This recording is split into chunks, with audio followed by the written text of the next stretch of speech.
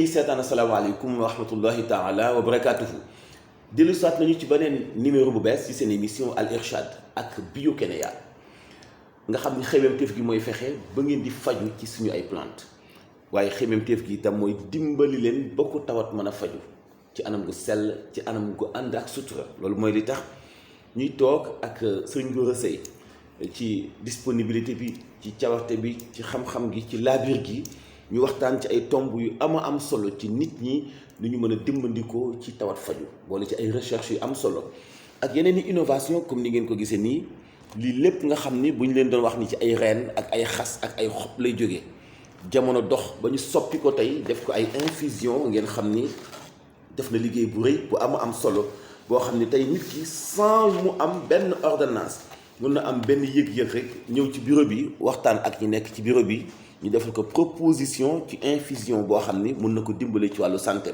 mais loolu ci kanam lay doon incha allah ci ginnaaw bu ñu ko joxee mu nuyoo tey daañu def découverte bu am solo ci importance su bio ci dundin doomu aadama sang bi ñu bàyyi la nga nuyoo ak mbokk yi seetaan balaa ñu continuer ci waxtaan bi incha allah. waaw asalaamaaleykum wa rahmatullah Cheikh Mouhamadou Mansour maa ngi lay nuyu bu baax di nuyu téléspectateur Sen TV yi ñuy seetaan yëpp ak waa MMD Média di leen wax ne ñoo ngi leen di ziyaare bu baax tey ñaan yàlla itam képp kuy déglu émission bi mën ci am njariñ ba mën ci taataane loo xam ne dina doon sa wér-gu-yaram. alors sang bi dañu gis ni yaa ngi def ay gëstu rek ci diggante plante bi toujours plante boo gis rek te muy dundandoo ak ñun yaa ngi xalaat ni war naa am njëriñ bu mu def ci dundinu doomu aadama mën naa dimbali nit ci wàllum pàcc lu tax gëstu boobu ak tey ci say gëstu la nga jàngate importance bi plante am ci dund. waaw Cheikh Mouhamadou Mansour xam nga plante damay wax ni muy nature bi muy plante mooy moo sunu dund day benn dafa lëkkaloo. nit mënta dund sans plante. mënta bàyyi plante. ndax nit ci plante lay dundee lay fajoo lay liggéeyee. ndax mbay meeg yooyu wax naa la ko ba tàyyi mais plante itam muy garab importance bi ci nekk njariñ li dafa jéggi dayoo te exploitation bi des rawatina sunu réew ndax gis nga cabinet Bio-Kénéa. mais connaissance moo ko sabab. connaissance manque de connaissance bu bare connaissance dañ ko xamul. gis nga dama lay jox benn exemple ci li tax ñu war a xam plante. mais itam ñu war a def attention ci plante. ba pare du n'importe qui moo war a nekk un phytothérapeute. léegi nag wax naa la moo tax boo gisee cabinet Bio-Kénéa du affaire médecine traditionnelle wax naa la ko. waaw phytothérapie la. actuellement boo gisee ñu liggéey waa Suisse waa Suède waa Canada waa Amérique ak ay laboratoire LLCO. yooyu yëpp ñu liggéey ak ñoom di extraire di génne ay molécules ay ferñeent ci garab. di ci faj drépano di ci faj cancer di ci faj hémorroïde ba pare am dosage exact. loolu cabinet Bio-Kénéa moo ko amagum waaye itam en Afrique cabinet bi nekk premier cabinet ci wàllu phytothérapie. après à travers les recherches dinaa la wax li tax parce que du nekk rek waxi kese nga gis plante li tax mu am njëriñ ndax su fekkee ni nit ki moo ngi fajoo plante. dina ko éviter mu développer des cellules cancéreuses. parce que bu fekkee yaa ngi lekk loo xam ne wala nga koy naan wala nga ciy faju loo xam ne dafa am ay additifs dafa am ay produits chimiques dafa am ay conservation tey li lay denc loo dara ba mu am at te du yàqu. loolu c'est cancérigène. cellule nit dafa am nu mu mën a dundee léegi nag nature bi nga koy dolli nga xam dafa bokk ci moom. moo xam dafa am ay antioxydants am ay flavonoïdes am ay polyphénols nga xam ni dafay. empêcher nit ki radicaux libres yi ak yenn feebar yi nga xam ni ñoo ko waroon dal plante boobu mën ko ci muccal mucc bu mucc ayib. nga xam ni nit ki dootul am benn problème dootul développer d'autres maladies ndax ci li ngay faju ak ci li ngay naan ak ci li ngay lekk moo lay jural beneen xeetu feebar. feebar boo gis nit am ko. xamal ni ci lekkam la wala ci naanam. wala ci fajoom ba mu doon faju. ki am bopp bi metti am na lu muy naan mu jural ko cancer am na lu muy naan mu jural ko insuffisance rénale am na lu muy naan mu jural ko leneen donc nit ki nan la war a dundee mooy une vie saine. Se soigner par les plantes mais à travers la phytothérapie maanaam faju ci gàncax par ak jël xasma wala xaswa wala reen wa wala xob ya wala car ya rek naan ko waaye mu nekk une science xam-xam boo xam ne dafay xam-xam bu gëstu ci wàllu gàncax soog ko jox nit. respecter dose bi. respecter dosage bi léegi par exemple problème mu dosage. kenn ñemewul wax ci cabinet Biokenia dina la ko wan. après ci machine bi ni ñu xamee dosage tant de grammes tant de milligrammes ci garab bi mooy def effet ci nangami heure ci nit ki ci nangamu litre. loolu cabinet Biokenia dépassé na foofu kon pour walla itam leneen tey garab gi nga xam ne moo nekk fii ci tëli bi. di dégg klaxon yow nga ànd ñëw sa oto klaxonné ko. waaw keleen ñëw saxaar bi keleen yuuxu garab googu dafay développé ay anti-stress garab boobu dafay développé yeneen mbir yoo xam ne mën na indi garab boobu tey nga xam ne bu dee garabu suuruur la bu ma la waxoon ne day faj crise épilepsie garab ba nekk campement ngay wax ca àll ba nekk ci tranquillité moo garab bi bokkuñu teneur ak fajaay ci wàllu molécule. ah oui. waaw bokkul garab bi nekk ci tëli bi di jot saxaar di jot ay produits chimiques. di jot ay saleté di jot nangam garab boobu ak garab bi nekk ci àll bi bokkul la ñuy développé parce que garab bi tam mbindeef la dafay dund. bi nekk ci àll bi libre moo ëpp doole. moo ëpp doole moo gën a baax moo gën a mën a faj moo tax buñ nee la lii day faj nangam maanaam buñ nee la suuru wala ñu ne la garab sàngam acacia nilotica dafay faj feebar sàngam. bokkut ak mën nga ko jël yow faju si te doo wér benn par rapport ak dosage bi par rapport ak tàngooru ndox mi ban tàngoor la fi ñu toll ni Biokenia xam nañ garab bi ñaata degré Celsius C la ñeme garab bi ñaata degré la ñeme fan lay toll mu baax ak fan lay toll mu bañ a baax loolu xam-xam la c'est une science loolu mooy la phytothérapie. d'accord bokkut ak nga jël sa ñax tàngal ndax xooj si tëj ko naan mën nga wér mën nga bañ a wér. mais lay tax nga wér dafa war a nekk exactitude parce que science la c'est la santé wér-gu-yaram la cay dem day nekk lu mucc ay moo tax ma bëgg ñu xam ni. nekkul cabinet yoo xam ne dañ koy tijji pour tijji ko tolluwuñu foofu. dañuy tijji pour amélioration ak loo xam dafay baax ci doomu aadama. tout à fait nga xam ni amul médecine boo xam ne moo ngi nekk ci àdduna moo xam médecine chinoise la moo xam médecine française la boo xam ne actuellement cabinet Biokenia ñee na ko ci wàllu laboratoire wala ci wàllu jëflante. ak na muy jëflante ay patients. c'est important alors ci wàllu recherche dañu gis nga développé yeneen ci ay wàllu recherche yoo xamante ni bii Biokenia moom moo ko defar ci sa jàppale lii dafa mel ni. drépano ah pour faj drépanocytose la. oui. macha allah. te mën nga ñu expliquer. waaw xam nga Mouhamadou Mansour drépano. pratiquement à ma connaissance. nit ku koy faj amagul. ok ci àdduna à ma connaissance ci sama xam-xam. waaw waaye tey su ma gisee doomu Sénégal yi bu dëkk Sénégal wala dëkk sax Afrique. cabinet Biokenia nekk fi. ñu walla mën na prouver scientifiquement parce que man ay témoignages nit ki na wax fii ça c'est trop bas. yooyu politique. woyof na ñun lu ñu xam mooy lu ñuy prouver scientifiquement dinaa la wan ci machine bi sirop bi. nga xam ni drépano moo ngi tudd C2OH loolu mooy molécule bi ñu ko liggéeyee garab bi C2OH dinaa la ko wan léegi. garab bi tey day garab boo xam ni bi ma demee ci Mauritanie maa ngi nuyu association yi nekk foofu ci wàllu drépanocytose prouvé nañ léegi scientifiquement ni ñun cabinet Biokenia ku am drépano su la reyee gannaaw yàlla daf laa neex parce que cabinet bi daf koy faj. ci dosage ci xam-xam ci molécule garab bi hématie wala hémoglobine yi nga xam ni dafa am falsification. maanaam déformation. parce que ki am ku am drépano. deret ji day mel ni façon lu mel ni banaana dafay xaw a def nii alors que dafa war a am cellule bi dafa war a am lu mu mel mu am formation bu baax kii dafa am activité.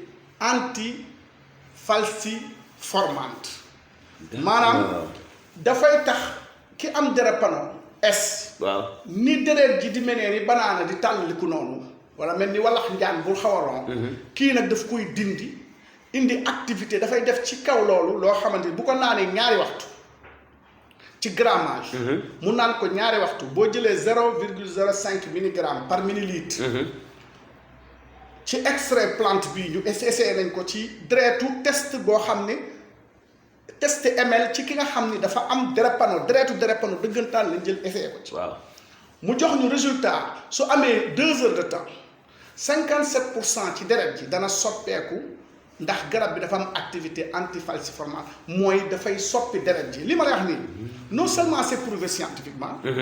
c'est prouvé à travers li nga xam ne ñoo ngi koy liggéey ak ay xale yu am drépano ay mag.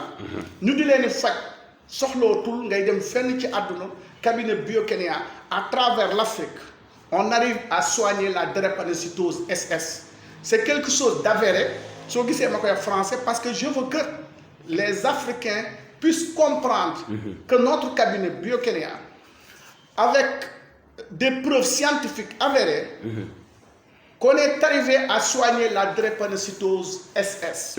yaakaar naa ni nag kon ku drépano ku ne 40 ans. en collaboration avec des biologistes. des chimistes ak cabinet LCCO ñooñu la ñuy liggéeyal ak d'autres cabinets mais lii itam pour mu am test bi lu ñu naan centre national de transfusion sanguine.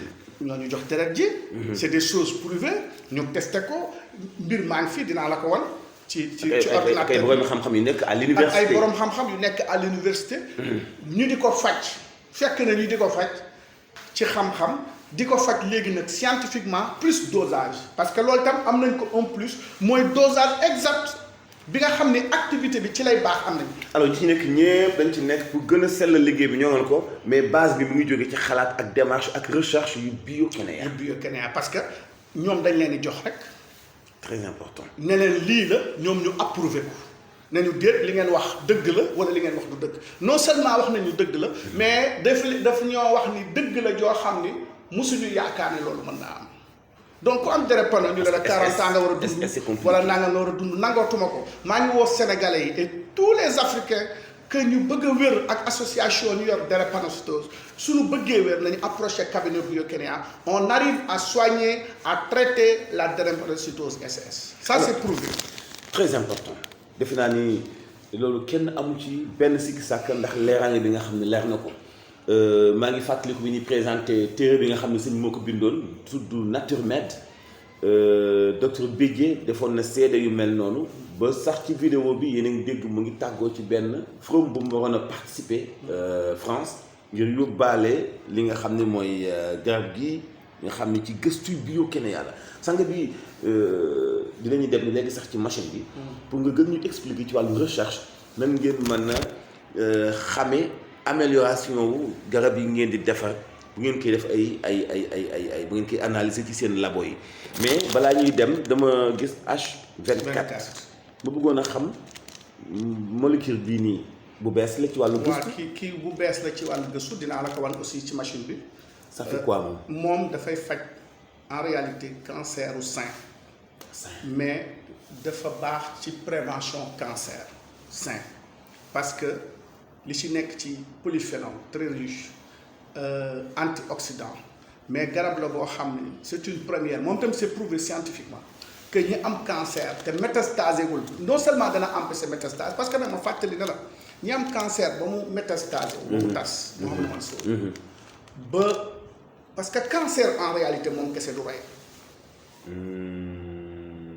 waaye cër ya may laal waaw mooy rey nit ki par exemple comme cancer au sein mu laal poumon bi dootul am oxygène bu baax cœur bi commencé am problème nit ki faatu bu dee cancer bi dafa yem kese ci ween bi métastasé wul tasul deful lu ñu naan prolifération demul ci benn cellule su fekkee nit ki moo ngi jël garab bi am cancer au sein su naanee garab gi déjà garab gi dinaa la jox benn science pour war la xam-xam dinaa la ko wanaat soo ko infusé lu mat 100 degré garab gi dootu la faj ah oui garab gi moo ngi nangu faj nit ki à 80 degré ci lay am activité antioxydant bu am doole polyphénol yi ci ngay mën a am exactement molécule à 100% ci concentration maximum à partir de 5 heures de temps soo ko naanoon léegi yaa ngi yëg activité bi yaa ngi yëg résultat yi ci 5 heures de temps nga commencé yëg ni naan nga garab mu commencé def effet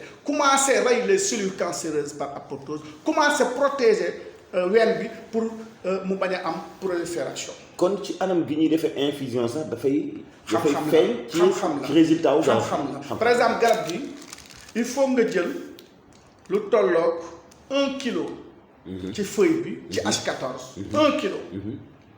bu dee grammage bi machine yi ma yor c'est des machines très sophistiquées daf koy programmer ci 1 gramme 8 mais 1 kilo ci feuille. waaw H24 bi moom ngay def su fekkee bëgg nga mu am résultat bu baax ci 10 litres d'eau. soo paree itam ndox moomu da nga war a xool tàngoor bi warta yem 100 degrés à 80 degrés ci la lay jox exactement les activités lim la war a jox nécessaire. j'ai une question. c'est-à-dire que lii tey grammes yi nekk ci biir boo ci bëggoon kilo il te faut ñaata paquet. waa xam nga fi ñu toll ni kii moo ngi am 2 fois 7 ay 1400 grammes. waaw 1400. donc lii tey boo ko bëggoon tey ci ay kilo doo ko jël ci kilo ñoom soxlawuñ ko ci kilo ñoom dañ ko soxla ci dosage man dama lay wax dosage garab bi pour mu faj. loolu li mu bëggoon wax mooy bu fekkee am na ñoo xam ni mën nañu ñëw bëgg benn quantité nga defal leen ko yow nag 10 litres ñu jël ko yóbbu ko seen kër def ko seen ndoxu naan féete woo ko. non xam nga Biokénia déjà du liggéey par litre on a des machines buñ la defaree à 10 litres. 10 litres boobu dañ koy def ci ay sirop am nañ machine bu koy def ci sirop. waaw tëj ko encastré ko parce que aussi nekkul rek ci da ngay jox nit ki mu dem def conservation boppam wala def ko ci 10 litres. benn am na sous forme de tisane. waaw bu dee tisane bi boo ko defaree léegi bu amee 30 minutes da nga ko war a naan léegi waroo ko denc. waaw bu dee conservation bi itam dafa am moment de conservation. ok moo tax gis nga garab léegi nag détail yooyu soo ko bàyyee. day yàq garab bi. day rey garab bi. xam-xam mooy xam-xam. léegi nag garab bi soo ko naanoon 5 heures de temps après nga commencé gis réaction yi moo tax ku ko naan léegi tant que amul 5 heures de temps waroon naan beneen dose. moom mi de H24. H24 bi. d'accord. moom ci lay def activité bu dee garabu drépano bi. waaw 120 minutes kese la soxla pour def liggéeyam. 2 heures de temps. waaw 2 heures de temps. ok. dinaa la ko wan ci machine bi. H48 aussi ça fait quoi. waa H48 moom molécule la moo tax wax naa damay jël turu formule moléculaire yi mooy code bi ñuy codé suñuy garab parce que garab yi yëpp tey am na ci benn garab boo xam ne muy bii.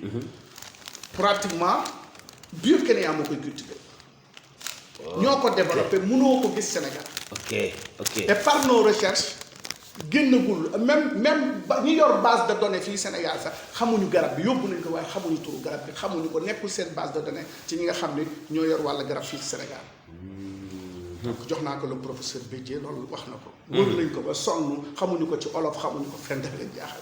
donc on est en train nag ñu ngi ciy bay lu baree bari te yàgg nañ ci liggéey pour sénégalais yi H48 nag dafa baax ci fistule anale dafa baax ci hémorroïde fistule wës nañ ko wax genre connexion la moo xam ci peau bi. dafa bëri léegi. dafa bari nga xam ni ñi ko am mën nañoo toog. seen yaram di am ay ñuy génne ay ndox. waaw ci seen suuf wala ñu am hémorroïde. donc H48 hémorroïde moom itam wax naa la ne. nit ki mën na am ay paquet hémorroïdaire ay truc loolu cabinet Biokénia da koy faj moo xam ko am fistule la moo xam ko am hémorroïde la dañ koy traité ak H48 mais am na beneen garab boo xam ne 100% hémorroïde la. waaw mooy le double H. moom hémorroïde lay faj ballonnement constipation colopathie fonctionnelle mais bii day faj hémorroïde. mais en même temps dafay faj polype ci colon bi H48 ñi nga xam dañu am polype colon polype mën naa la wax rek mooy ay. colon bi moo tax ñu am polype seen biir yi day serré.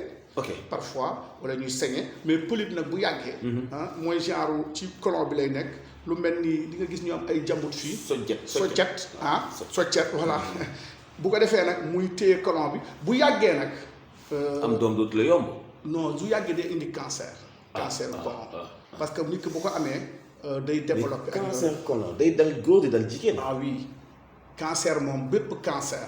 parce que cellule la nit biiram dafa am cellule cellules yoo xam ne ñooy développé bu ko defee bu amee cancer colon cellule yu colon bi lay gën a jàpp. bu ko defee moo tax kii dafa am acide bétulinique nga xam ne cellule cancer colon bi moom la ñuy dundee H48. bétulinique mu ngi ci. waaw mu ngi ci bien sûr moo tax ñu mën ci faj loolu. ak yeneen am na ay acide sulfurique ak yeneen acide yoo xam ni. mooy tax nit ki di faj. loolu mooy fàttali ci suñu émission ba ñu defoon ca wén dafa riche en bétulinique donte kii. H48 xaw ma defe naa mosuñu ci def waxtaan war nañ ci def waxtaan plante bu riche la en acide bétulinique acide fusidique nga xam ne dafa baax ci fistule anal ci connexion ñaari sidit wala ñaari dara loolu mooy fistule loo xam ni waruñu am recto anal mooy suuf gi ak yooyu am connexion ci ñaari sidit muy génne di tooy di kii loolu mooy fistule donc H48 daf koy faj bu baax a baax. alors mbokk yi ñuy seetaan sang bi xam naa ni da nga may jàppandalal foog ñu am yenn ci ay explication yoo jox mbokk yi ñuy seetaan par rapport ak recherche yi ngeen di def yenn révélation yi bàyyeeku ci labo yi mu nekk lu leer ak cliché bu leer boo xam ni di nga ñu defal démonstration bi ci machine bi pour ñu ñuy seetaan pour ñu gën a comprendre démarche yi Bio-Kenya nekk liggéey bi ngeen di def.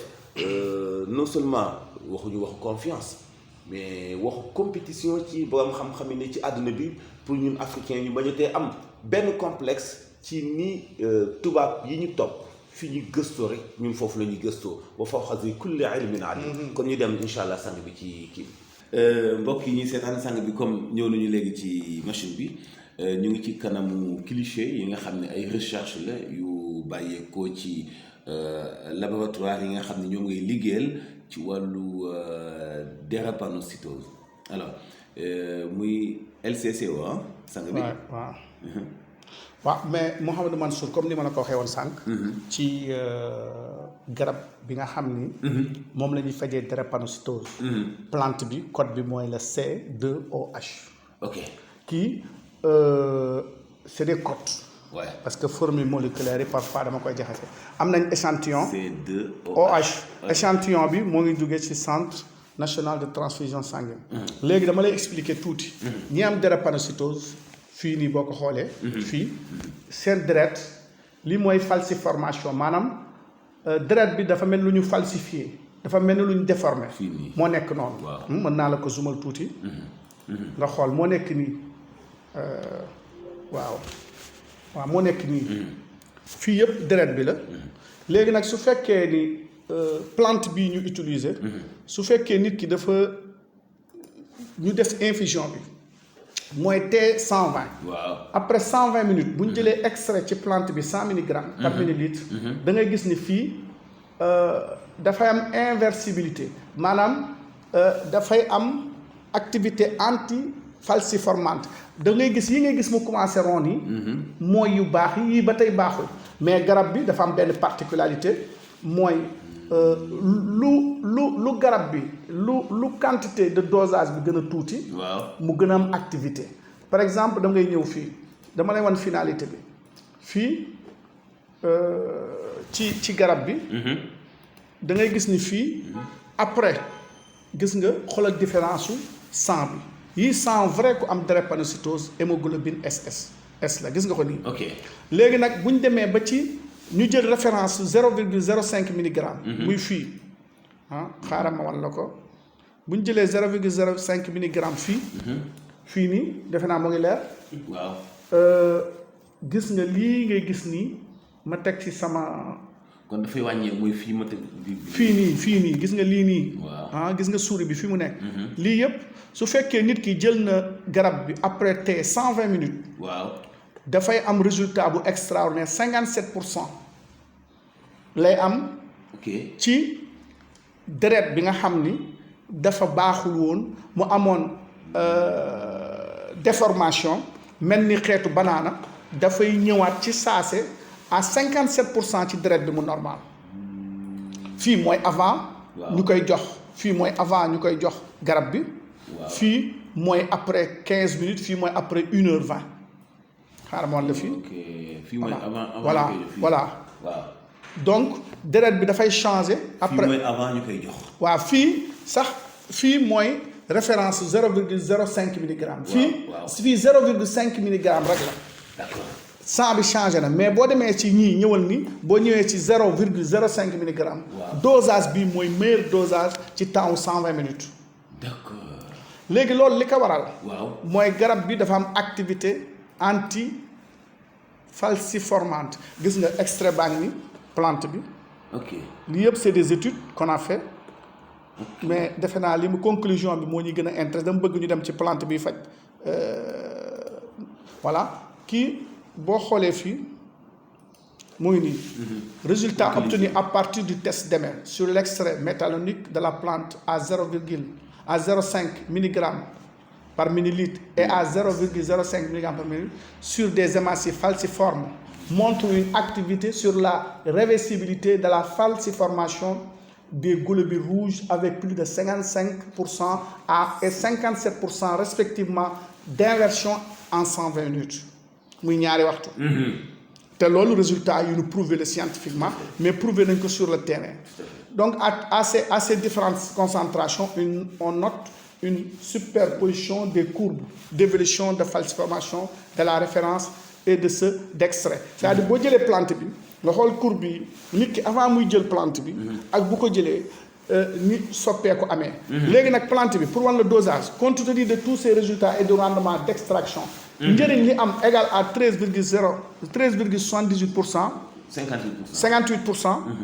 da ngay il faut dissoudre 4 grammes de matière végétale dans 1 litre d'eau. ok Voilà, dans 1 litre de solvant. C'est-à-dire tey dosage Biokénéa 4 grammes ci matière végétale bi la ñuy jël infuser ko ci 10 litres ci 1 litre d'eau. ci durée 30 minutes. loolu indiwuñ ko ci kii bi mais loolu moo ngi ci. 30 minutes dégg nga. loolu boo ko defee loolu mooy ces concentrations présentant les meilleures activités sur les hématies falciformes sont fortement conseillées au cabinet médical Biokénéa pour une meilleure prise en charge des patients drépanocytaires à partir de la plante C2H. lii nii ma lay wan ni dafa nekk rek benn xeetu ci suñuy gëstu. pour nga gis ni gis nga extrait plante bi fii par rapport ak référence bi résultat yi nu mu nekkee à 120 minutes loo xam ni c'est spectaculaire ci tënk mooy que nga xam ni ku am drépano léegi nekk fi nekk Sénégal nekk Afrique te wéroo kooku dama bëgg a indi beneen te wéroo kooku ci yow la donc kii mooy plante bi ma doon wax H24. ok H24 moom mooy plante bi ñu doon def ci wàllu. cancer. ok canceru sein. kii donc gis nga H24 bi résultat yi mais pour wan la rek fii jarul ñuy développer defe naa lu bari. conclusion yi. dama lay war rek pour nga xam nañ par exemple dans un ratio de 1%, c'est-à-dire 1 gramme de matière végétale dans 100 millilitres d'eau solvant kii mooy c'est-à-dire bi ma ko calculer bu ñu amee 1 kilo ci plante bi dina dem 10 litres d'eau. Donc les résultats issus de l'optimisation des paramètres analytiques montrent que la plus grande teneur en polyphénol, la meilleure activité antioxydante au DPPH sont obtenus avec une extraction à 80 degrés C pendant 30 minutes parce que après 30 plus de 80 degrés Celsius plante bi dootul am rendement te dafa am lu daan accompagner plante bi parce que wax naa la ne ci benn plante dafa am plusieurs molécules dafa am benn molécule principale boo xam ne mooy accompagner moom la wax mooy chef de guerre bi pour xeexal microbe bi mais nag dafa am foo xam ne bu ñu fa tolloo ci 100 degrés dafa am molécule yu toppoon chef boobu ñoom du ñu mën a dem bu ko defee dosage ak foraayu ak activité antioxydante bi dafay commencer wàññeeku su fekkee ne da nga jël plante bi nga def ko à 100 degrés C su fekkee da nga baxal ndox mi ba mu bax xam nga l'eau bout à 100 degrés su baxee ba mu bax nga teggi ko si saa si nga dugal ci plante bi activité antioxydante bi nga xam ne mooy faj te lii tax nit radicaux libres yi cellules cancéreuses yi wér su fekkee bëgg nga ko garab bi ci 80 degrés C nga koy dugal pour te dire encore pendant 30 minutes pour wax la rek lenn lu gën a yomb mooy ñu xam ni gis nga température optimale bi moo nekk nii. 400%. dégg nga donc voilà activité dosage polyphénolique activité radicalaire bi nga xamante moo ngi ci. DPPH ça c'est des gis nga Mouhamadou Mansour lii nag bépp étude bu ñuy def ci garab. moo xam médecine bu mu mën a doon lii mooy meilleure étude. Tout à fait. Donc c'est prouvé scientifiquement que le H24 bi ma la wan sànq. dafay traiter cancer du sein am na yeneen document yoo xam ne ñoo ngi ci biir document bi yoo xam ne du fa gën a large bëgguma génne sunu recherche yëpp. dama lay wan rek l'essentiel pour nga xam ni cabinet bi moo ngi fi nekkal Afrique. moo ngi fi nekkal Sénégal ci koo xam ne feebar nga bëgg a wér ñun on est là pas rek pour def promotion Biokénia mais def ko dans la science. ak dafa bokk ci sunu combat ñu dimbali Afrique ci côté santé dimbali Afrique ci côté éducation parce que ci ñaar yooyu laa nekk. côté santé bi nag actuellement defe naa Sénégal duñu seetaan. ba Biokénia yeneen nation yi di leen ci ëppale. bu ñu sàgganee tuuti nag parce que Sénégal mooy Sénégal en tout cas démonstration bi leer na am na solo yéen a ngi seetaan ba léegi seen émission Al Irshad ñu delluwaat ci fi ñu nekkoon ngir eggale. li des ci suñu émission parce que Biokénia bu weesoo def na ay recherche yu am solo yeneen garab yoo xam ne dañ ko découvrir te dañu ko nag moderniser ba nga xam ne dafa gën a méngoo ak jamono. alors yéen ñi nga xam ne yëpp bëgg ngeen ay résultats bëgg ngeen ay information ci li nga xam ni mooy Biokénia woote leen ci 77 683 21 21 am na itam suñu ay cabinet Thiaroye Azur Tëngéej wala Mbour laa bëgg a wax ak Thiès wala fii ci Liberté 6 mais de toute façon woote leen ci 77 683 21 21 bu ko defee sang bi ñu daal di continuer dem eggale li des ci suñu waxtaan nga defal ñu yeneen présentation ci ay garab yoo xam ni Biokénia moo ko gëstu. waaw kay defe naa ni mbokk yi ñuy seetaan découvrir ngeen ci fi ñu nekkoon sànq ci tableau bi ci ordinateur bi li ñu sang bi doon wan mu nekk ay clichés yu am solo ci recherche. yi nga xam ni moom la ñu nekk di ko def ci laboratoire yi ak yi nga xam ni feeñ na surtout ci garab yi nga xam ni moom la ñu gën amélioré fi mu nekk ni tembe parce que damay wax ni Biokénia toujours ci liggéeyam dafay xalaat yu gën a amélioré wàllu santé nit ki mais day am benn moment boo xam ni day ciblé benn côté pour gën ci def avancé yu am solo def naa ni découvrir ngeen lu am solo loo xamante ni bii seen xel war na cee dal ci ni doomi Sénégal ay jàmbaar lañu.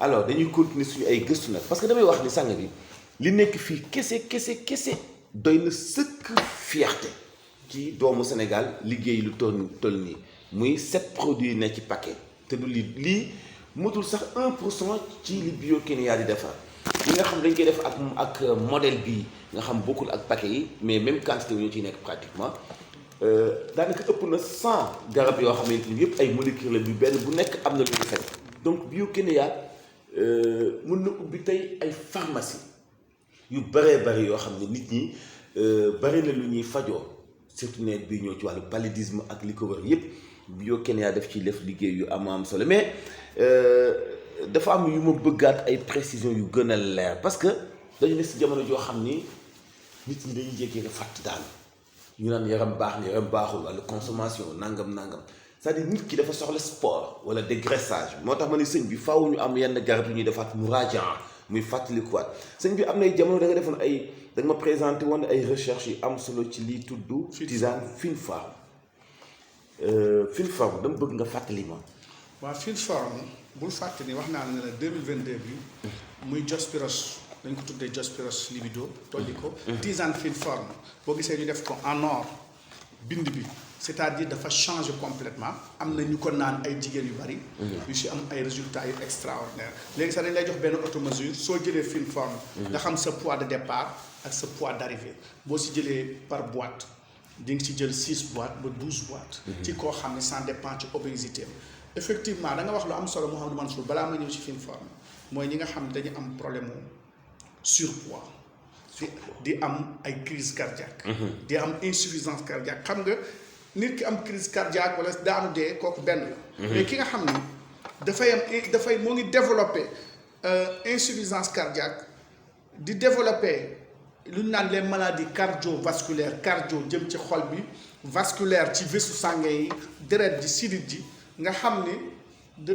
bu deful ndànk mënta dund 60 ans li koy waral mooy poids bu bari mais poids bu bari boobu itam dafay entraîner dafay indiwaat yeneen feebar parce que nit bu amee poids genoux yi. ñooy téye yaram bi ndigg li mu commencé am problème mu arthrose gonoarthrose lombarthrose truc donc nit. jàpp naa ne loolu Sénégal war nañ ko xam dañ bëgg lekk bu neex. surtout suñu jigéen ñi bëgg toog bëgg nangam. loolu benn la non seulement nit ki war na def régime war def activité physique. mais fine forme ñu indil ko pour mu dégraisser. parce que brûleur de graisse la. bépp graisse bu nekk surtout ci biir bi. daf koy dindi léegi nag fine forme tisane bi. nga xam ni am na autorisation. dañ ko dolli yeneen ferñeent yoo xam ni. bëgguñu nit ki di ko naan rek biiram di daw non non dañu bëgg nit ki di ko jëfandikoo. ba pare di wàññeeku. defaat nañ ci yeneen yu bees yoo xam ne ku ci jël 6. boîte ba 12 boîtes. di nga perte ay kilos mais perte bu rafet. c'est-à-dire dina dégraisser biir bi dina wàññi yenn graisse yi nga xam ne ñoom ci yaram bi en même temps itam dañ ci liggéeyal lenn loo xam ne dafay dindi cholestérol bi nga xam ni mooy cholestérol bu bon bi nekk ci deretu nit même ñi nga xam seen deret dafa niin dafay diis et truc même ñoo xam ne dañoo am diabète dañu am tension jëluñu ko pour faj diabète jëluñu ko pour faj tension mais dinañ ko jël pour dindi cholestérol bi nga xam ni mën na sabab yooyu hypercholestérémie yi nga xam ni mooy dafay dindi cholestérol da koy sabab nit ki bu amee cholestérol bari am obésité am graisse dina am problème cardiaque am na ñoo xam ne li tax ñuy jékki-jékki toog waxtaan rek daanu parce que seen xol yi mooy dem ba fatt deret ji niin léegi deret jooju niin day def ay kayu sàngee def ay donj nit dañoo xamal ne xol comme moteur dafa am ay pompe am ay tuyau yooyu su fekkee donj ba fa jaar wala niin na xat na xaju fa xol bi bu forcé dóor nit ki mën na daanu parce que amatul si benn seconde fraction de seconde bu deret di jàllul ci bopp bi ni mu war a jàllee cerveau bi dafay dikki day dee à la minute donc loolu mooy indi ay crise cardiaque wala ay arrêt cardiaque xol bi taxaw sax parce que sonn na parce que xol dafay sànni di manque di sànni di manque suy lekkee li muy sànni di manque dafa diis mooy diastolique bi su fekkee nit ki li muy sànni di ko manque ci xol bi dafay diis xol bi day mujj fatigué dafay mujj sonn xol bi bu waroon dund 100 ans wala 80 ans mais dafay dindi 40 ans 50 ans nit ki faatu moo tax damay recommander surtout suñu jigéen ñi ak ñu am obésité ñu jël fine forme moo xam dañu am diabète moo xam dañu am tension moo xam dañu am obésité rek dañu am yaram wala sax nag dañu bëgg bien-être am nañ yaram bu bariwul mais dañu bëgg dagg seen biir yi graisse bi ci nekk ba am benn taille fine bu gën a rafet bu gën a tisane lotus estomac moom kii itam waxoon naa la ko ci émission bële léegi nekkatul lotus bu njëkk pansement gastrique rek la mais en général ñi am problème acidité seen biir ay reflux gastrique yu bari dañu am estomac ñu boole esto bi ñu amoon kese ak lotus bi boole ko def ko tisane lotus esto nga xam ne ça sera une pierre deux coups da ngay jël benn tisane faj ci les reflux gastriques comme ni ma la ko wax nag pansement gastrique bu baax la parce que dafa am acide hyaluronique xam nga ni ci wàllu pansement gastrique reflux gastrique temps yi mu ngi def ay musiba ay ravage yu doy waar oui et puis day joxe ay angine ay amygdale et tout donc garab la boo xam ne moom c'est prouvé lotus amatul ku ñuy wax naan ko lotus day faj wala du faj day faj à 100% problème mu reflux gastrique ulcère estomac ak xeetu pangastrique xeetu metti ak douleur même ñi nga xam ne dañuy jigéen ñi nga xam ne dañuy gis fóot muy metti daf koy faj en même temps dañu ne ci jamono joo xam ne sëñ bi dafa mel ni nit ñi dañu disparaître alors ay temps maa ngi fàttaliku mosoon nañuy waxtaan ci àll ba ñooy jox ay exemple ci Diospyros muy garabu àll Mespiliforme nga xalaataat ci bu génn ci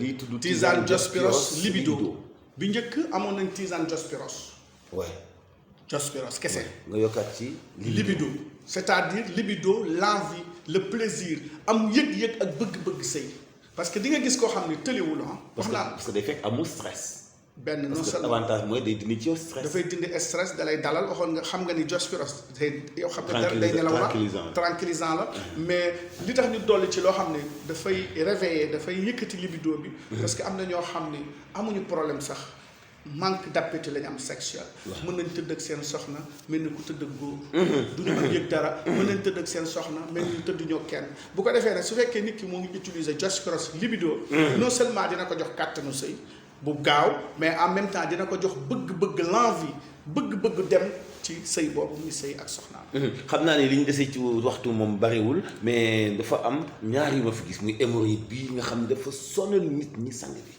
waaw hémorroïde bi wax naa la ko sànq. waaw comme H48 ay gëstu yu am comme solo H48 bi ni nga ko gisee. voilà moom mooy meilleur traitement ci hémorroïde. c'est-à-dire hémorroïde bii ku xam ne am na ñoo xam ne amuñu hémorroïde am nañ leneen di ko jaawale. suñ deful consultation jënd garab bi mën nañ ni mais ku def consultation fii ci cabinet bi par exemple. wala sax mu wóor ne leen hémorroïde nga am munoo jël 3 paquets hémorroïde bi te doo wér c'est impossible. donc hémorroïde léegi anti-inflammatoire la ba pare itam dafa baax ci flore intestinale bi ak transit intestinal bi nit ki bu ko naanee du seere biir bi itam du daw parce que ñu bëri dañ ne hémorroïde boo sa biir dawee non bu biir bu dawee dafay gën a dilater vaisseau kii anus bi. veine yi da koy gën a sonal. donc kii veinotonique la day may anus bi ak veine yi sidit yi nekk ci suuf. gën a am doole day empêcher deret bi di couler dafay tax nit ki mën a dem toilette normalement. alors tisane dermatologie. HST. HHT. waaw kii itam xam nga HST amoon na ñu def ko dermatologie 100% xale mag yu am problème peau moo xam dañu am eczéma. moo xam dañu am herpès moo xam dañu am réaction allergique parce que en général dafa am feebar yoo xam ne du microbe. cellule yaram bi système immunitaire bi mooy attaquer cellule yaram bi cellule peau bi du am renouvellement bu gaaw. ñii seen yaram di xasan ñii seen parce que am na lu leen allergie. moo tax en balaa nit ki di fajul itam war na xam lan moo ko allergie bu ñëwee dañ ko conseiller bàyyi loo ko ay yu mu war a bàyyi. jox ko tisane HST pour wàllu wolof nag moom lay wax ndoxu siti mais wax naa la ndoxum siti moom man du ndox mu may wax parce que li ñuy tuddee ndoxum siti ay téeméeri feebar la yu bokkul. yu jëm ci wàllu der mën nañ ko tuddee bu dee ndoxum siti nag mooy dermatologie. loo xam dafa laaj wàllu der d'accord naa ci mais HST nag bëri na ni nga ko liiree luy faj ci wàllu der wàllu ndoxu siti ak yooyu. lu am solo la kii de xam naa aaw yi bañ a màgget moom dina baax ci ñoom. waaw anti âge la di dindi seen ras-ras yooyu. seen kanam yi ras yooyu xam nga ñoom màgget da leen a yomb te nanguwuñu ko ñoom aaw yi sang bi ñu jeexale ci sama garab gi tisane Verno prévention. bon Verno 24 boo ko boolee H24 léegi cancer war na jeex. waaw li tax dañ ci doon traité cancer ci bu leer. non seulement day traité cancer mais prévention la ci cancer. alors que kii nag H24 moom du prévention ci cancer dafay faj canceru sein spécifiquement kii nag baax na ci yeneen. comme ni nga génnee bitolonique ci bi. waaw kay ci C30. waaw amoon na ko ak H48 kii nag cancer c'est kii même complément alimentaire la dafa baax ci ñu am dafay prévenir ci ay AVC. dafa baax ci ñu am diabète. dafa baax ci ñu am cholestérol mais dafay prévenir ci cancer te dafay faj cancer sax. mais ñooy ñu préciser ni bii cancer bi muy faj bokkut ak bi cancer bi nga mën a traité ci H40. déedéet bokkul. c'est important parce que waxoon naa la ne la su ma nee la ñax. su ma nee la lii rabu àll da koy lekk wala baax na ci rabu àll gaynde moom du lekk ñax. waaw ndawal lay nekk waaye am na leneen lu nekk ca àll ba wala xarma wala leneen loo xam ne sax du rabu àll waaye du lekk ñax ay fruits lay lekk kon su ma nee la parce que acide bétulinique bi nekk ci H48 ak C30 di faj cancer colon polype. dafa acide boobu moom la cellule colon bi di dundee. bokkut ak ki nga xam ne dafa am canceru yax. wala canceru peau kooku dafa soxla beneen acide moo tax buñ nee la lii day faj cancer Sénégal nag moo tax ma ne il faut une science parfaite xam-xam bu wóor ci plante. loolu nag du science bu ñuy làmbaatu du lu ñuy rek ñëw nii taxaw xam-xam la laaj parce que ki am cancer ñu ne la garab bi day faj cancer rek déedéet garab bi molécule bi ci nekk principe actif bi ci nekk dafa am benn cancer bu ko tax a jóg moo lay faj. waaye cancer yëpp da koy faj loolu mënul nekk. parce que cellule yi nga xam ni mooy cellule cancéreuse yi nekk ci yaramu partie nit. dafa am benn ci molécule yi benn ci acide yi. moo xam acide hyaluronique acide bétulinique acide stéarique yooyu lay dundee. sang bi ma bàyyi la ci say kàddu tàggatoo yu mujj. waa li may tàggatoo mooy ñu xam ni effort yi ñuy def yëpp.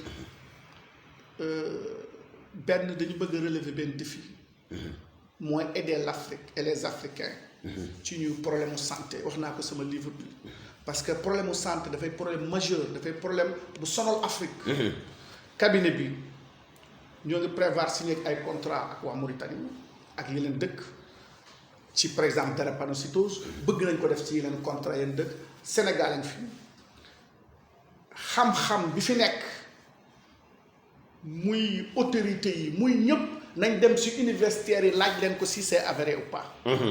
xam-xam bu wér bu avéré scientifiquement.